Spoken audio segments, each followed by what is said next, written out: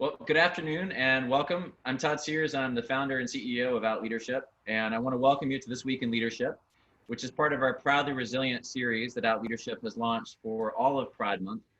If you are not familiar with Proudly Resilient, we created this platform to celebrate Pride, to lift up voices, and to make sure that in the face of COVID, that our community could still convene and celebrate, as well as to support nonprofits all over the world. We have 51 events this month, and each of these events is in support and partnership and in partnership with one of our 21 LGBTQ nonprofit partners. Today's partner is Out and Equal, which is a tremendous organization I've had the pleasure of knowing for over 20 years. Out and Equal convenes leaders each year at their summit here in the United States, thousands and thousands of leaders, to talk about how companies and leaders can support each other, ERGs can grow and lead, and ideally how companies can be better for LGBTQ employees and their clients. You'll learn more about how you can support Out and Equal in the chat and in the follow-up to this event. But we want to thank them for their work and their CEO, Erin, in particular, for her leadership. While we're thanking folks, I also do want to thank the 82 member companies of Out Leadership, because without them, we could not do the work that we do all around the world. In particular, I want to thank our global sponsors, HSBC, Greenberg Traurig, of course, RBC Capital Markets, and Ropes & Gray. And I also want to highlight a couple of our member firms as we do each week. This week, I'd like to highlight actually one of our new member firms, Procter & Gamble, where Brad works, Coca-Cola, Kramer Levin, Sullivan & Cromwell, National Australia Bank, Microsoft, Apollo, Bank of America, Equitable, KPMG, PayPal, and LinkedIn. Each of those firms has supported us in various ways, and it continues to be a great partner. And we're really excited to have them as members, but also having each of you join us today. And I hope you'll get some great tips and thoughts out of this conversation. As always, if you have questions or comments, please feel free to use the chat or the Q&A, and I will try to moderate them into the conversation as we come along. And with that, I'll introduce our panelists. We have, to my left, John Richards from Greenberg Traurig. He's a shareholder at the firm. We have Brad Kho, who is at Procter & Gamble. He's the Senior HR Sales Director. And we have JJ Gantt from Barry's Boot Camp. And one of the things that I really wanted to kind of start with is, and we were chatting a little bit before, the focus of this panel is really going to be the future of work and the present of work, quite frankly. As I think we would all agree, with the COVID virus and quarantine, our work schedules and our work platforms and our work structures have changed dramatically. And so I really want to start with how that has changed for each of these gentlemen in their works and in their companies and in their jobs and in their companies. And then I want to talk a little bit about how, as organizations, we continue to support diversity and inclusion broadly, LGBTQ inclusion, obviously, how we're navigating the current situation with Black Lives Matter and how these companies can be supportive. And then ultimately, how these companies will move forward. What does the next 6 months look like? What does 2021 look like from a work style perspective, from a product perspective, and even ultimately, how these companies are innovating, because obviously different industries like Barry's, for example, in the fitness world, has a very different platform and opportunity to innovate than a Procter & Gamble with consumer products, or John with a Greenberg Traurig in the legal profession. So with that, I'm going to ask each of them to spend just a couple of minutes talking about how work has shifted both for them and in their companies, and ideally in their industries. What is the current sort of work world look like? And I'm going to start with John. Tell us a little bit about how your work has changed, how it maybe is the same. What are the sort of challenges and opportunities that you're seeing at Greenberg Traurig? Thanks, Todd. I appreciate it, and thank the panelists and everybody joining today. It's been interesting. I think over the last 3 months, there have been challenges and there's opportunities. A major shift is coming to the realization that a law firm like Greenberg, with 2,300 lawyers and 41 locations in 11 countries, we can operate remotely and we can operate virtually. And that, of course, has implications from a financial perspective and strategies that firms decide as to commercial land use, leases, space, whether that makes sense moving forward, and overhead implications. For my own practice, doing labor and employment counseling and risk mitigation, and then also managing other aspects of relationships, our partnership with Barry's is probably an example of this, because what this has done is taken legal issues that we've always known and required us to stay ahead of them for our clients and ourselves. So you may know what the American Disabilities Act is, and to make an accommodation that's reasonable. But now that accommodation is playing out, wanting to work from home because of COVID. You may have a telework policy, but now you're thinking about, wow, more and more people are working from home, and what are those office expenses? You have anti-harassment policies, but now all of the time is spent on Zoom, so we have to make sure that our policies against discrimination and harassment encompass a virtual workplace. And it goes on and on. And then on the client side, it's the challenges to morph your policies to make sure that not only are you legally compliant, but you're adjusting to the reality that health and safety of employees is paramount. And it's created a lot of opportunity for legal operations and people and culture, our relationship with Barry's to all work together to figure that out.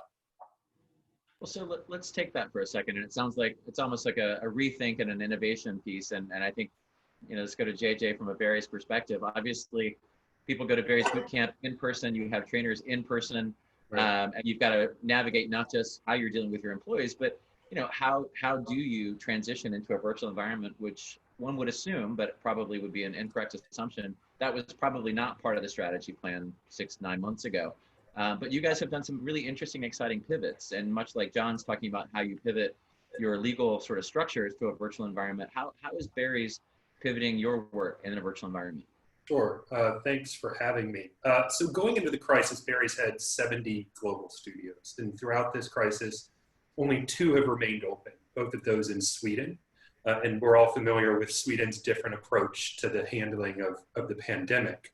And so we saw overnight, essentially, our system go dark, all of our global red rooms, which posed a challenge to the company. We had contemplated a digital strategy, formulating one as part of our 2020 plan, but had yet to enter the space.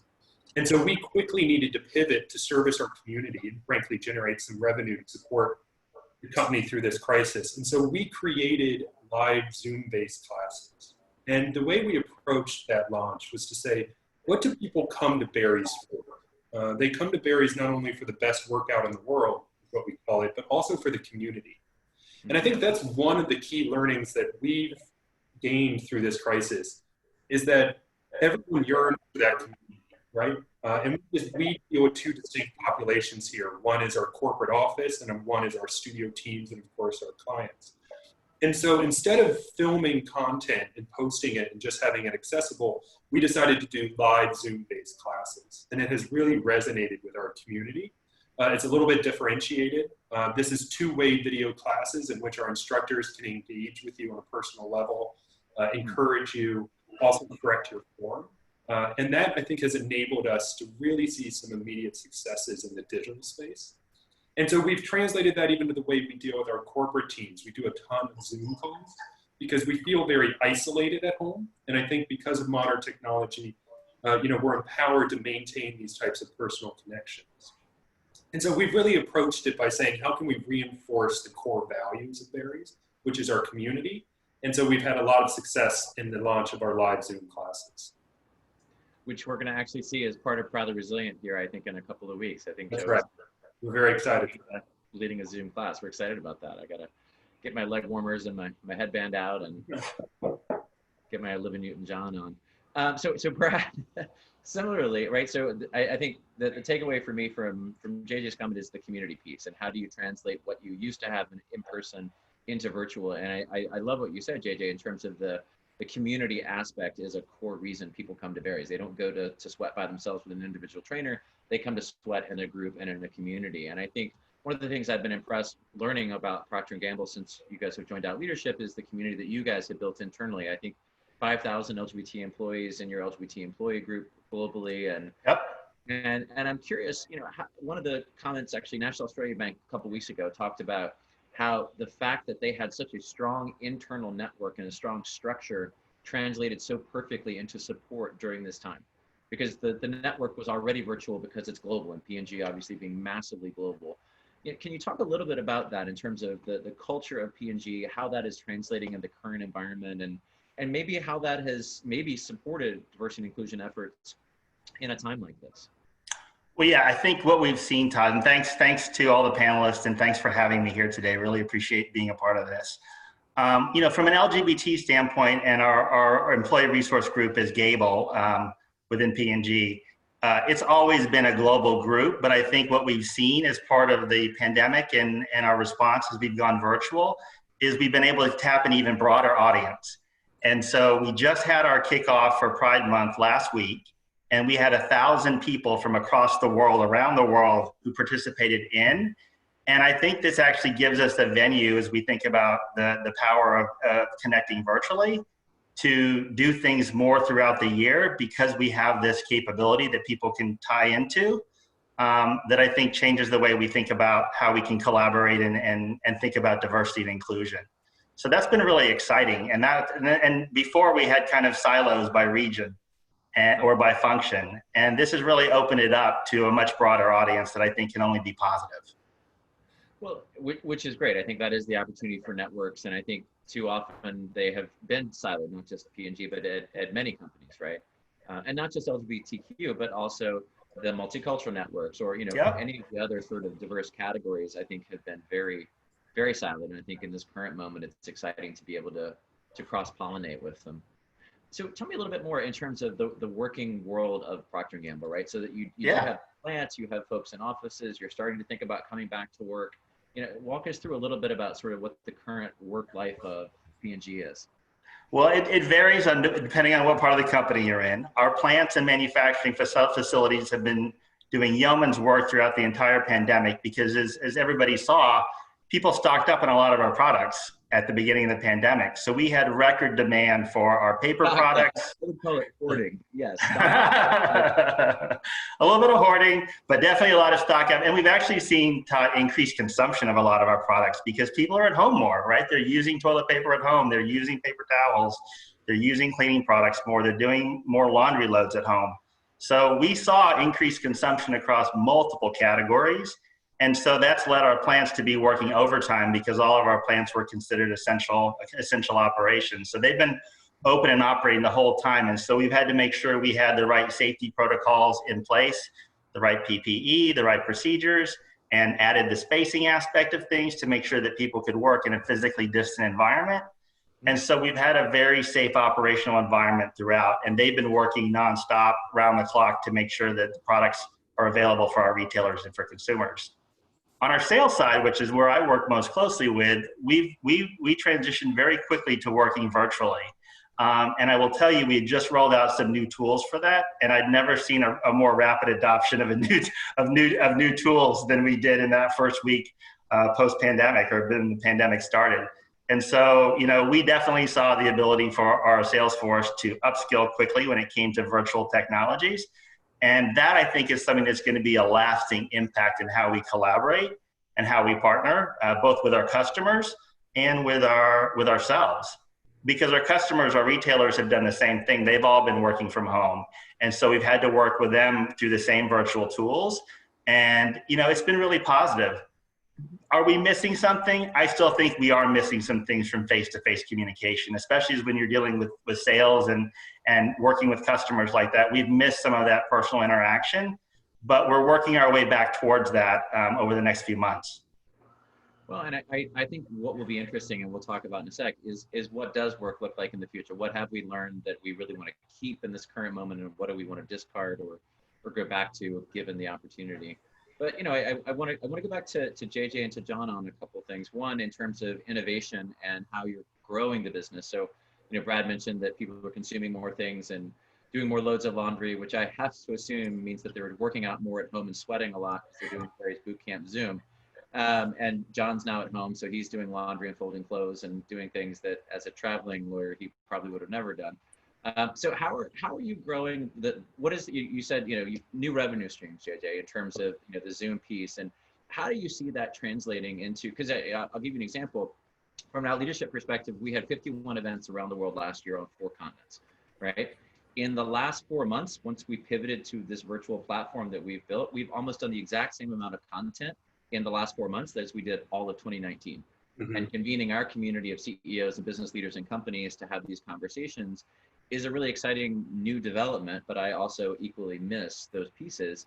Right. As you're growing these Zoom conversations, you don't have to rely on your 70 facilities, right? You can ideally, potentially build a much bigger audience. How does that translate? What are you looking at with that? Yeah, I mean, we've definitely had these conversations, and going forward, the digital product will remain a portion of our product portfolio. But our core focus is going to remain on the brick and mortar studio experience, because we are convinced that we are not going to witness a fundamental change in the way that people want to interact with each other and live in a society. And frankly, we are beginning to see evidence of that as we begin to open up studios. So we recently opened up Houston.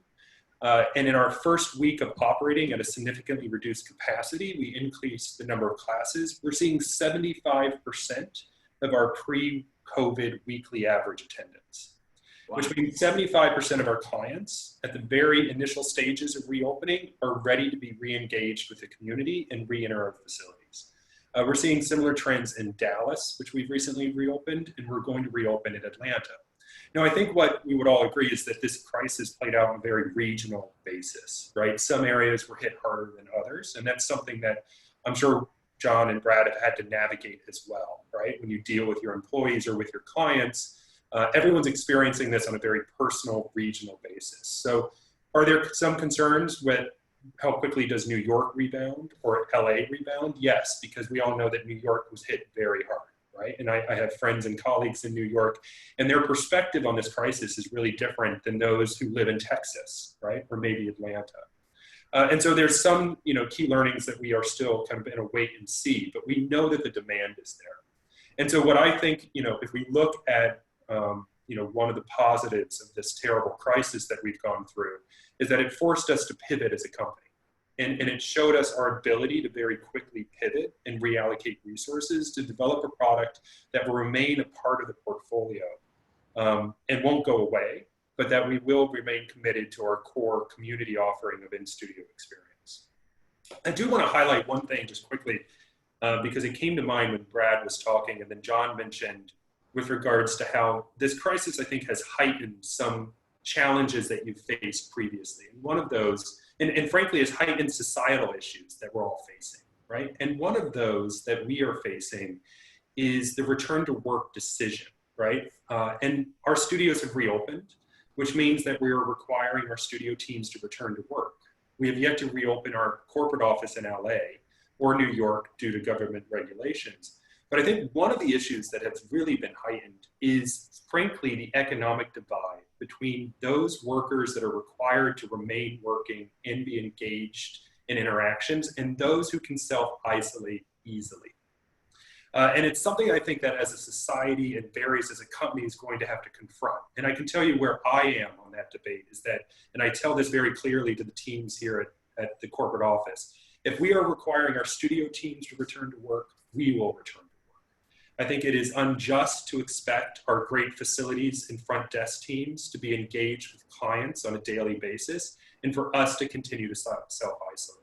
And I think as a society, we're confronting that. We know that many of us have the ability to self-isolate in beach homes or remote areas. While there's an entire population of people in this country, and Brad, those who work in your factories, who had no ability to self-isolate. And so I think it's really heightened that societal issue of economic divide and something that I think we're all going to have to wrestle with. I love that point, JJ, and I couldn't agree more. I mean, it is not just the self-isolation ability, but all of the economic divides that have existed in our country and the racial divides that have existed in our country. And we've had a number of conversations on this platform around Black Lives Matter and the comment that there are two viruses killing the Black community, right? Mm-hmm. COVID and racism. And so I think this virus has exposed all kinds of those sometimes hidden things that a lot of us already knew, but I think a lot more people are paying attention to it. And as companies, it is, I think, the obligation of companies and leaders to try to tackle it in the spheres in which they have influence. So I like the approach that you're taking. It's forced us to confront those issues, right? It's brought them to the forefront. And you're confronting them. You may not be able to solve them right off the bat, right? But the fact that you're talking about them and that you're you're being empathetic with your employees and being alongside them. I think that's really important. And so, John, I want you to comment on that, because I think you have some thoughts on it. But also, one of the questions that I think it ties in nicely that we had from the Q&A over here was how employees are providing resources for remote work. And I want to talk briefly about, you sort of mentioned some of the legal pieces, but maybe some of the best practices of things that companies need to think about in a go-forward perspective with remote work. And also how that actually applies to work-life balance and the quote-unquote work-life balance, or work-life fit, as I like to call it, versus balance. But talk a little bit about that. What are you sort of seeing in terms of how companies are approaching this remote work environment? Thanks. So a couple of thoughts. I think JJ highlights something that's really important, and how it plays out on a different angle under the law is this notion of, are you hourly or are you salaried? Or, as lawyers will look at things, exempt, non-exempt. And the reason why that plays out is the way the law is written. If you can work remotely and you're properly salaried, then you have to be paid a certain amount if you do any work that week. So people will go work from home, and I have a salary and I could work 20 hours or I could work 40 hours, and all of that can be done remotely. In this country and under our laws, if you're hourly, there's not a legal obligation to pay you if you're not working. And as JJ highlighted, there are a lot of people who, the nature of their job, they can't work from home.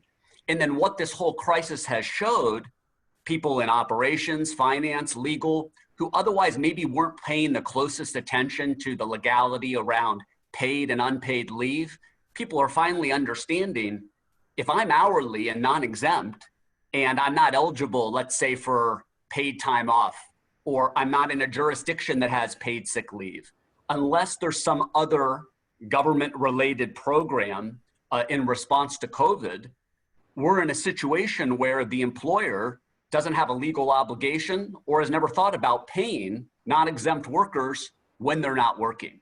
And then that plays out economically with COVID. If you're sick or you've been diagnosed and you want to get people back to work, not only for your business, but for their livelihood, and what's the effect of having a non-exempt person sit at home for 14 days when they can't work and be paid?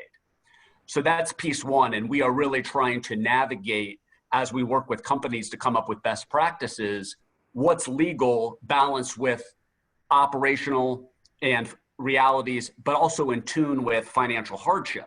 And unfortunately, it has made companies have to make tough decisions right now because of the operating environment, where maybe before we were attempting or striving to engage in best practices, and now we're just looking for legal compliance, which then kind of, I think, segues into your next question, where I try to advise is, well, what can we do from a best practice perspective to engage that doesn't necessarily cost a lot of money? Because then you can get people's attention. So if it is on the GT side, a couple things that come to mind, and Brad and JJ hit on this, is our affinity groups. And who comes to those affinity group meetings? Taking the opportunity to invite your CEOs, to invite your straight allies, to give people, a voice, especially communities of color within the LGBT community. I've said this before, we transcend race, we transcend gender, religion, national origin, and that makes us unique. And I think having affinity groups and the opportunity to talk and interact with other people, we can give a voice to those that haven't. And on the business side, and go to your last question on best practices, also keep in mind, there's a real challenge with law firms as to developing new business or associates who are trying to create an internal network, because so much of our business is based on personal relationships that grew through networking and grew through personal interaction. So I can be there, I and GT, for Barry's and for other companies whom we're working, and be flexible and have a long-term approach.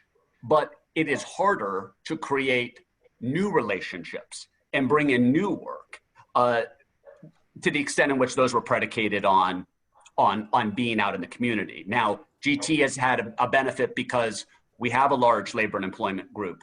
We have a large restructuring group. I'm heavily involved in the retail group, which is going through the same challenges as JJ is saying. We're still retail, and we still believe in brick and mortar, and we still think that at some point the customer wants to be back in a store and have that interaction. But we really need to look at how we recruit, sell, and service retail much more through the lens of wholesale, e-commerce, online perspective, and approaching every issue through that lens as well. I guess the last piece would be on best practices, and selfishly, I'm saying this because what I love to do, this is a great opportunity for training. It's a great opportunity because people want to engage, they want to interact, to partner with clients, to put on trainings, to empower managers who are staying at home and maybe being paid anyway. I really see this as an opportunity to move the ball forward, whether it's on LGBT issues, new legalities associated with a remote workplace, and ADA accommodations. We're seeing an uptick in leave. This is an opportunity to educate and empower, and training does not cost a lot and can go a long way. Well, so I want to take that and talk with Brad a little bit about this idea of engaging a workforce in this current time. And I think training is absolutely imperative, and I agree. I'm also curious though, I mean, we've done a lot of these conversations with leaders and companies, and to me, I think one of the challenges that will come out of this is actually that the virus is only one piece of it, but the mental health of those who have been in quarantine and employees that have been navigating this, I think is going to be 200,000% more impactful and more challenging because of the isolation, and specifically LGBTQ people in particular are more prone to being single and isolated. And we have, as a community, a challenge and an opportunity, I think, to take care of ourselves, but also, you know, from a Zoom perspective, you know, in terms of how people are having to come out through Zoom, and not just coming out as LGBTQ, but also just coming out as a parent because your kid runs through, or your dog barks, or, you know, and I will say before we talk, Brad, you know, one of the things I think that's positive is that is actually making us much more authentic, right? You know, you have a CEO interview and the kid's doing homework in the background and an alarm goes off or something happens, right? The curated image that we have tried to create on social media and everything else goes out the window, and you're suddenly just a real person having a conversation. So I think that there are some positives that have come out of this because the veneer is off. But, you know, I'm curious how you, as from Procter & Gamble in such a huge workforce, you know, how do you make sure that employees are feeling supported, you're navigating the hourly workforce, the PTO, the hourly workforce, the non-exempt pieces that John talked about, but also this idea that we don't stop working. And we were joking before, I said, you know, the idea of a 9-to-5 workforce on Monday through Friday is gone forever. It was actually gone a long time ago, but we still sort of said that we had a 9-to-5 workforce, or, you know, and the 40-hour work week hasn't existed for 20 years, but we still pretended that it did. Now I think it's very, very obvious that people do not have work boundaries, right? It's, you know, and so how are you kind of navigating that? How are you supporting your employees? How are you creating boundaries? Yep. It's actually an area that we've been very focused on because we know that work personal life balance has been out of whack for a lot of people. I felt that personally. And it was actually really nice. And, you know, last week I was actually back in our office here in Cincinnati as we're starting to reopen the office. And for the first time, I had a little bit of separation between work and personal. And so that was actually really one of the benefits I wasn't expecting, but I was excited about, because I was like, okay, I got home from work in the office and was able to just kind of leave my bag there and not have to worry about it. Versus this week, I'm back working from home, and it's like, you know, nonstop calls from 7 a.m. until late at night. But we have increased our resources available for mental health, because we know that, you know, we've done had made available virtual counseling sessions to our employees. And we've asked all of our managers and leaders to pay special attention to people who may be alone or may be living alone or in isolation, especially our LGBTQ people. That's something that we've been asking people specifically from a leadership standpoint, to check in on people just to see how they're doing. A lot of our younger folks and newer folks to the organization went to go to their parents or to other people's places to live at the beginning of the pandemic, because I think that there was fear of being by themselves. And so that's been very important that they have that access, and that we've asked our leaders to stay in touch. But what we've done from a sales team standpoint is stay very have a lot of virtual connections, virtual happy hours. They invited pets to one of the team's virtual happy hours the other day. And you're right, it's humanized people and levels in a way that I don't think we've typically seen before. The first day of quarantine, my cat jumped onto my back during one of the conference calls and refused to come off, even as I tried to take her off, digging into my shoulder. But that's a side of me that my team has never seen before, but I think humanizes me and shows me I'm just like everybody else. Well, and I think that's one of the things that hopefully as we come out of this, that we'll be able to maintain, right? The idea that leaders are authentic and human, and I think authenticity is going to be so much more, even more important as we're navigating the current climate in particular. Well, I'm also interested in how from a various perspective, and JJ, from a what are the pieces that you will take away? It sounds like the virtual strategy will remain, and as you're coming into back into the brick and mortar environment, are there things that you're going to do differently even once you're coming back? It's a great question. And, we do plan on returning. And like I said, having our teams return to the office. I can tell you that I've had outreach proactive.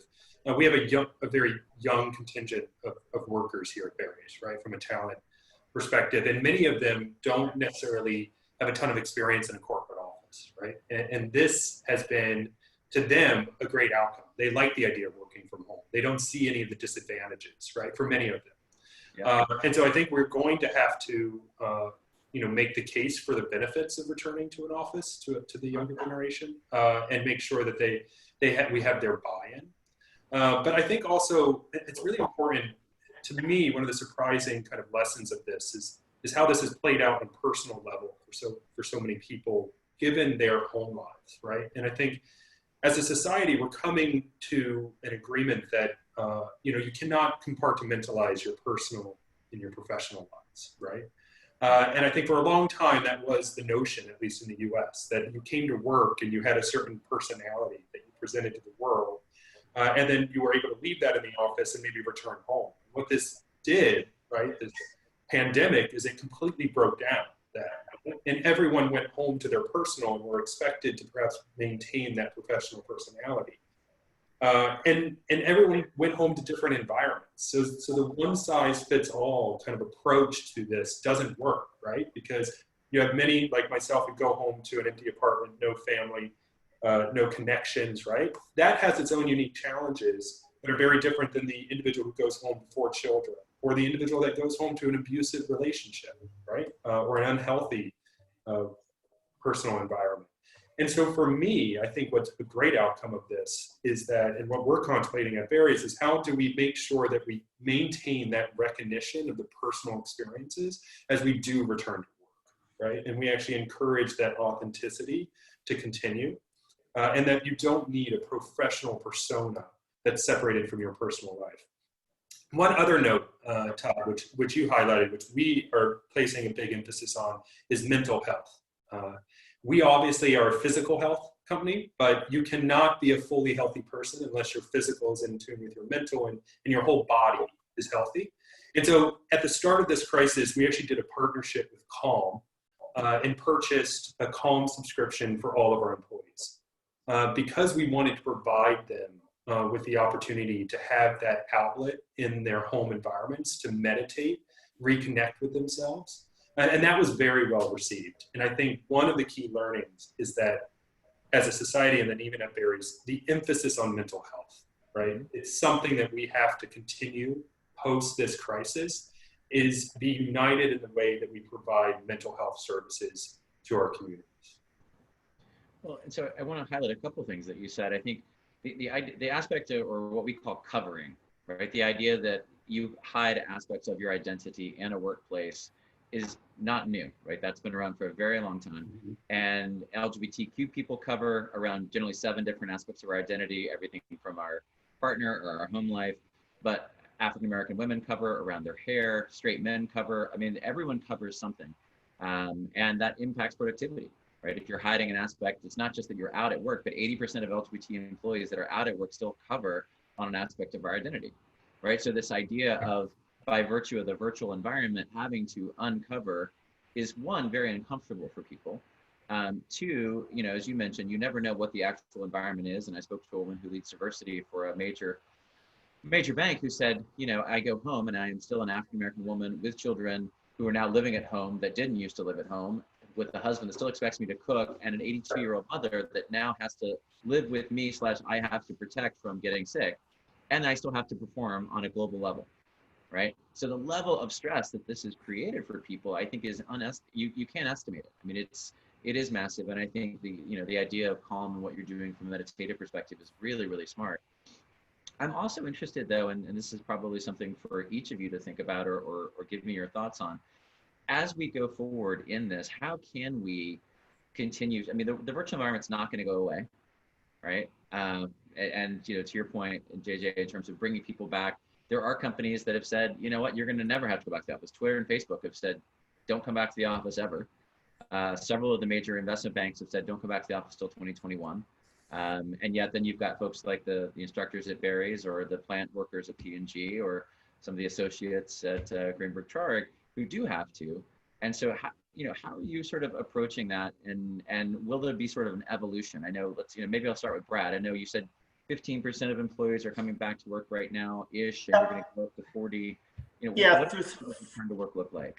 Yeah, for our general offices here in Cincinnati, and JJ's right, it's very regional, right? You're seeing different things across different markets. But for Cincinnati, which is where our headquarters is, we brought back about 15 to 20% in the first week, last week, and another group of 15 to 20% this week that's in the office. And we'll ramp that up and basically double that to about 40% in the month of July, assuming everything continues to go the way it's going in Ohio. And, we've seen, we've obviously done all the things that are CDC required and then some in terms of, increased cleaning and hygiene. We're asking our employees to wear masks at all time, except when they're eating or drinking. We've reconfigured our offices so that you can do physical distancing of 6 feet at all times. And it's those layers of protection that we know based on our plant experience, as well as our work in China, where we've returned to the offices as well, that keep our employees safe. And so we have a model that we know works, and it's been successful so far. And like I said, I got to benefit from that last week in the office, seeing people for the first time. And I got to tell you, it lifted my spirits to be able to connect with somebody in person, even at 6 feet and even with a mask on, just to be able to have some impromptu conversations that, you just can't do as easily on Zoom, or you can't easily as do on a WebEx. And so that part was really nice.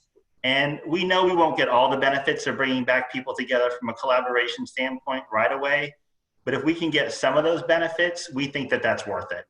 And so we've been able to do that. And then we'll start to reapply that to some of our sales offices around the country as it becomes okay to do so from a state standpoint and a health trend standpoint around the country. And that's going to happen over the course of the summer. So John, talk to me about the Greenberg approach to this, and not just Greenberg, maybe what you're hearing from some of your other clients, obviously Barry's, but others, this hybrid approach, it sounds like is sort of thematic. What are you seeing? Thanks. It's funny, at first when this pandemic started, in a way I was like, this is great. Everybody's responding at 5 a.m. like me, and everybody is working on Saturday or Sunday to escape their spouse that they don't want to talk to. And like this level of productivity, this is what I envisioned for my entire team. And everyone's like, you're crazy. So that lasted for like 5 or 6 days. But that long, huh? There is something to be said. Our billings were up. Now, whether or not we ultimately are paid is a different conversation, but the client needs were up because you're taking out the time to do the things that are probably good for your mental health, like shower and commute and say good morning. And all of a sudden it's 7 a.m. Let's have a work call, boom, and it goes all day. So you have that productivity that to your point can end up being detrimental. Luckily, I do Barry's at home. You see what I'm doing there? It's like free advertising. Yeah, that was a nice all time. Of it. Yeah, perfectly. Between I'm calls. Be billed for this hour, though. Yeah, of course. Yeah, between calls and during calls. So we'll have that. But I think it goes back to the challenge that, and I can't speak on behalf of the firm, but what I see is you have the real legal practicality, like with a company like Barry's saying, okay, what's the status of the state? Can you open? And if you open, what are your maximum occupancy guidelines? And what is mandated and what is recommended? There's that one piece. And then there's the other piece of saying, in relation to COVID, exposure, diagnosis, who do we have to report to? Who do we notify? And where the problem lies, and I think this is true of any organization that is operating maybe in a retail space or has a demographic of younger workers or just workers because of the nature of this epidemic aren't trained in this space, is sure, JJ and I can work on an SOP, or we can come up with what our policies are going to be, but we all know it's the person right out of college at the front desk or the studio manager who is the one getting the call or the comment. I have COVID. I was exposed to it. One of my friends at home has been diagnosed with it. A member of my household has.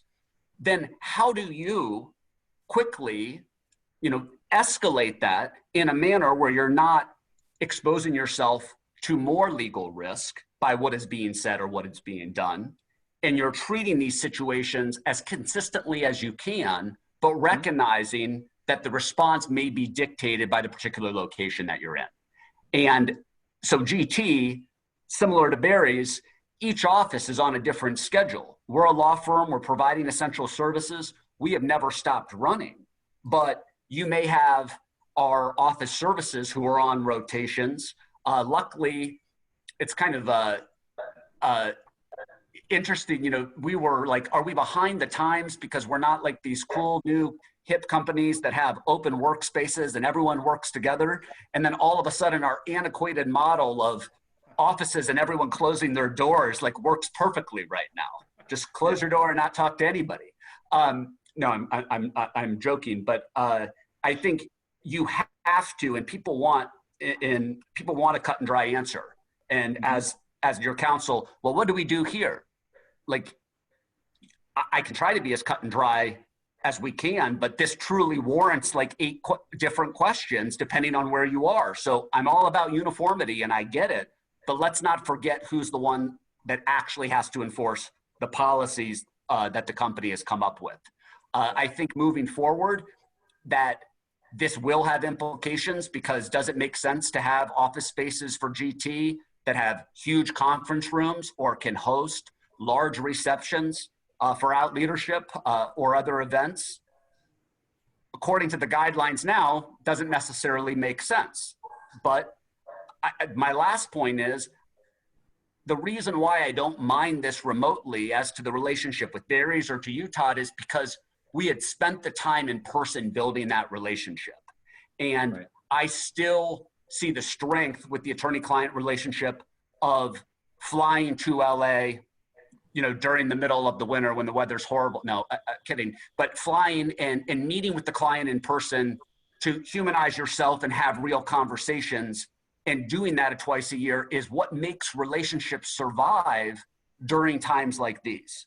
So the concern to me is, how do the client's budget, and then how do you make the time to continue to develop that interaction that allows you to function so well virtually? And I think people forget that, or associates do. Well, this is great. Well, it's great because you've spent years in person establishing that client relationship. So that's, I think, going to be a real challenge. And that's the same thing I think Brad was saying in terms of the sales functions having to navigate this. So I want to shift gears for our last few minutes here and talk about Pride, allies, and the Black Lives Matter movement that we're in right now. Because obviously it's an incredibly important topic, not just for companies, but for leaders, for our country. And what we have seen, I think, is that there's an opportunity for companies in corporate America to be allies in lots of ways that maybe we hadn't been, and maybe we should have been. Or not maybe, that we definitely should have been. And what I've seen are, several things that I'd love to sort of reflect on. One, C-suite leadership, right? Companies and CEOs actually speaking out, whether it's Joey or Brian or any of the other leaders of the corporate world speaking out and saying that this matters to them. But then the question, of course, becomes, what is the action that follows that statement? And then, I was thinking about it from an uncovering perspective. I've heard from so many leaders in the last couple of weeks, especially leaders of color in companies, that for the first time, they're actually sharing their stories. They're actually taking the veneer off and saying, no, actually, this is the racist comment that I hear in our office almost every day, or on the floor, or in the plant, or in the studio, whatever the situation is. And I was reflecting on a conversation just yesterday, and the parallel between LGBTQ people coming out, and the number one reason that the out leadership research has shown that gay people don't come out at work is because they don't want to make their colleagues uncomfortable. Right? We live in a state of trying to make everyone around us comfortable. It makes us very empathetic and makes us great leaders, but it also means that we're hiding aspects of our identity to not make people uncomfortable.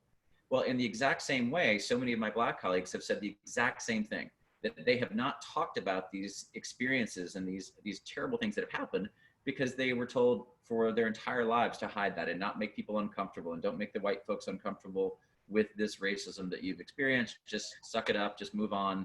It happens, et cetera. And I think for the first time, people are being honest and sharing those stories, and now companies are having to deal with it, which I think is a really, really positive thing. I think that this moment would be an absolute waste if we don't take it and do something with it.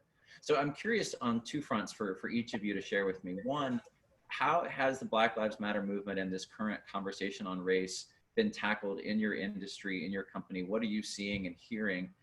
And then two, how is it tying into pride and the concept of allyship? Because I do think our opportunity as allies is to raise voices and amplify voices that haven't been heard. It's not about our voice as a community per se, but as John, I think, very aptly said, we are in every community. So how do we take that opportunity and use our platform to be allies to communities of color? So I'm going to start with you, JJ, and let me know sort of your thoughts on both of those, and then we'll go to Brad and then end with John. Sure. First, I'd like to say that, John and GT have been a great partner to Barry's, so it's my hope that everyone listening has had a trusted advisor to rely on as we've navigated really this unprecedented, pandemic that there is no playbook for, right? And so John's been a great partner. With regards to Black Lives Matter movement, which Barry's has come out in very vocal support, which is the right thing to do. Frankly, we took this opportunity to take a very hard look in the mirror, which I think is very important as an initial step. And so we immediately launched focus groups and had a series of focus groups, some closed door to management and leadership, and others open, to give a platform and a voice to our community to express what they were feeling. And I think that was an incredibly eye-opening experience for the leadership team of Barry's. And the stories that you heard were incredibly moving. This notion of covering is something that was reiterated by some of our employees. And something that I think we have to be very careful to equate the LGBTQ experience with the Black experience in this country. And although there are similarities, there's by no means an equal experience. But I can say that I related so much to that notion of not being able to be your authentic self. I came out relatively late, and the mental burden that places on you, it doesn't enable you to be, act at your optimal level, right? It makes you guarded in your personal relationships, right? I've always been accused of being rather standoffish. And I think those traits that are learned to protect yourself, right, of an identity that you're not willing to share. And we heard that reiterated time and time again in these focus groups. And I think Joey and I, we had a conversation, said we have a responsibility to provide an environment by which people can be their authentic self and play a role in this movement. And so we've taken that feedback. We're taking a very hard look in conjunction with John and GT at our practices. And while it's something that we've always supported, right? This is something I think we can all agree that we also have supported, right? But now is the time for action.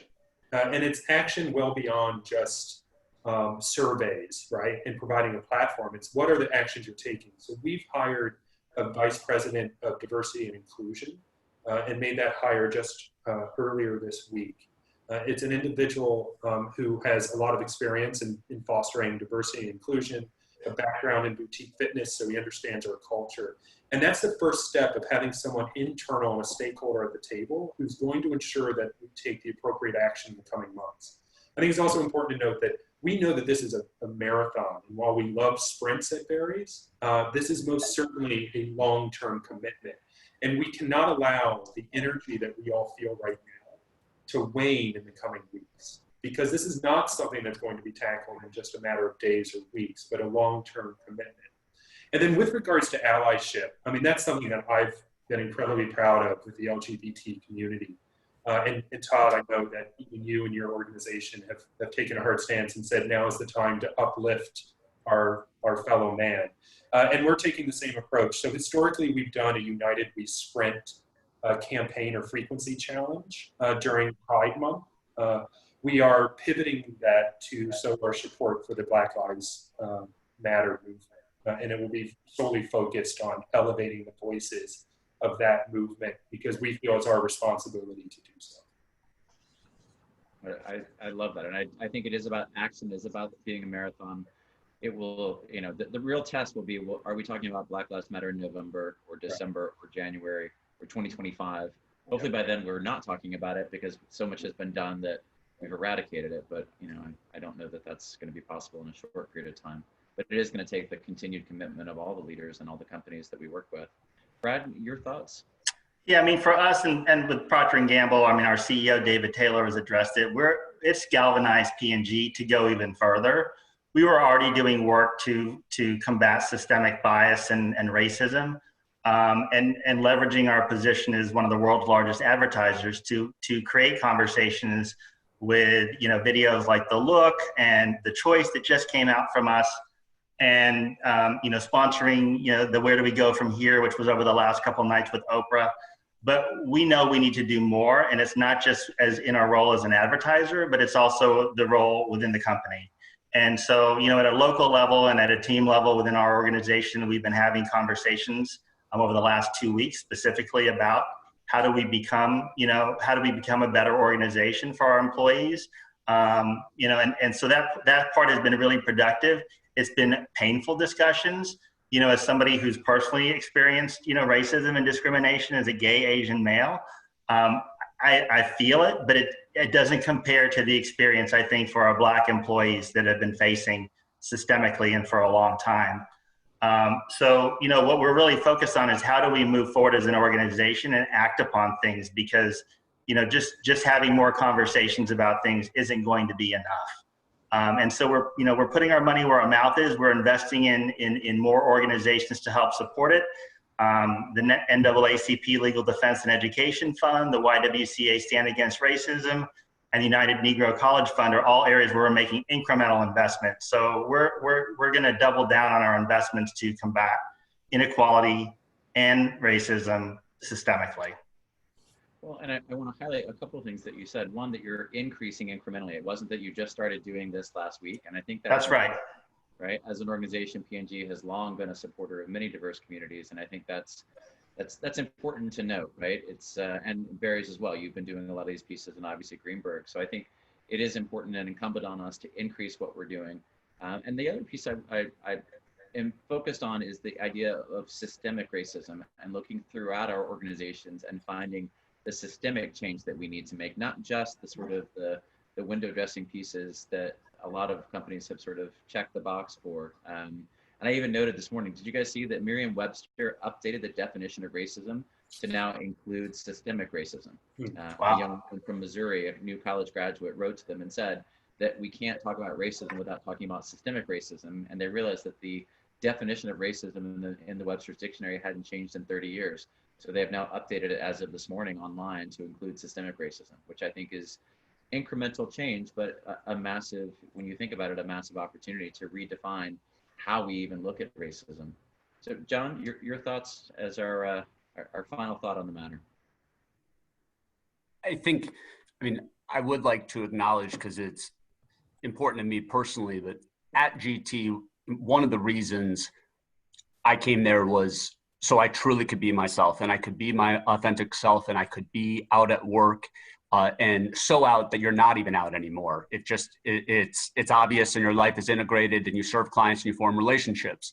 The president of our law firm, Ernest Greer, is a Black man. I think he's the only Black president of a top AmLaw law firm. And he's been a friend, he's been a sponsor, been a mentor, and having the privilege of listening to some of the calls with leadership over the last few weeks, as we navigate, you could sit here and say, oh, well, GT, we were founded on diversity. We were founded on people who could not get jobs in South Florida because they were Jewish. And we have more Black partners than any other firm and attorneys in the country. Look at those numbers and look at our leader. And when you hear them say that that's not enough, and it's not enough that we do have people, although it's important, right, that diverse leaders, Black, women, LGBT, and they're not mutually exclusive, have a seat at the table, but to see the inclusion and how that plays out on a day-to-day basis, whether it's business development opportunities, being part of pitches, actually being given work, investing in so the client sees you grow through that relationship, giving diverse attorneys credit and origination for the work that they bring in. And then also showing that being gay, it's not shadowing. Maybe some people don't know or don't look at you as a minority because you are, or myself, white, male, and otherwise privileged, that we can help and be extremely effective within our community and a firm as a whole. And in the other pieces, I think it would be easy for leaders of our firm or Joey or Brad or JJ. It's very hard to listen to feedback that says X, Y, and Z about your organization that you otherwise were proud of and you thought you were doing everything right, or you thought you were doing everything you could. And I think the most important thing we all can do is, this isn't about you, this isn't about ego, this isn't about what you did, right in the past. This is now. You need to listen, reflect, and take it as a sign of respect, and that your workers have not lost faith in your organization and are willing to stay and share with you what they're facing because they believe that you, again, will do the right thing. So a conversation I've watched the leaders of my firm that maybe otherwise people would say, wow, that was brutal, say, that's a sign of strength. And I'm glad that you could feel open, about this, and we're going to move forward. You have to set expectations. We have large organizations and laws and budgets and all of the things that we have to consider, but we're there with you, we stand with you, and we're listening. And I have to do more of that, so I guess I'm going to stop talking. But that's kind of how I feel as to GT and as a whole. And I think that's a perfect way for us to end this conversation. It is about listening. It's about the action that follows that listening. It's about amplifying all of those voices. And I want to thank each of you and your organizations for doing that, not just for LGBTQ employees, not just without leadership, but for the broader community and society at large. We have an immense amount of work to do, but if we're all working together, we are going to make that change happen. So I want to thank you. I want to thank everyone who's joined us today. I hope you'll join us tomorrow, where my colleague Marco Martinat will be having a conversation on South America.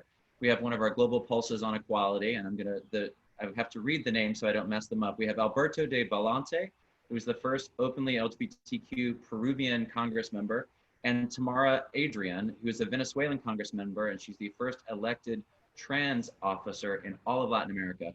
They'll be joining us tomorrow for a conversation on being LGBTQ in South America.